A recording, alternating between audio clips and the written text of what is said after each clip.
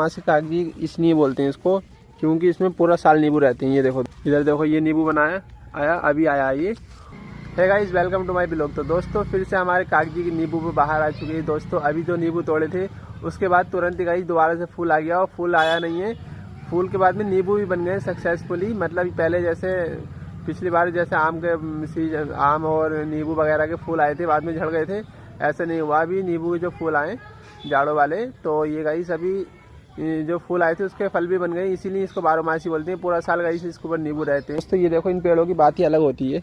ये देखो, ये एक नंबर पेड़ होते हैं दोस्तों। इस पर बारहमासी कागजी इसलिए बोलते हैं इसको क्योंकि इसमें पूरा साल नींबू रहते हैं। ये देखो दोस्तों, ये अभी ताज़ा नींबू बने हुए हैं। ये देखो, ये देखो, इधर इधर देखो, ये नींबू बनाया आया, अभी आया ये। और बाकी उस साइड में बहुत नींबू लगे हुए हैं। ये देखो गाइस कितने नींबू लगे हुए हैं।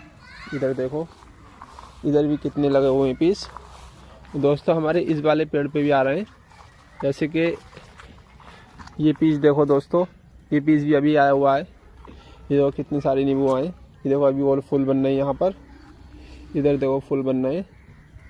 और दोस्तों ये देखो, जब हमने बताया था कि एक खूबसूरती का फूल खिल लिया है गाइस, पेड़ उगा था नीचे से, अभी देखो कितने शानदार शानदार फूल खिल रहे हैं इसके ऊपर गाइस। जो हमने पिछली बार कटिंग की थी तो उस कटिंग में से फिर से टहनी निकली थी।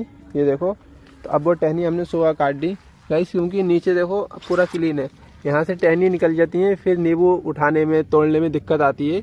इसलिए पेड़ के नीचे की जगह साफ़ होनी चाहिए ताकि नींबू आसानी से उठा सके इंसान।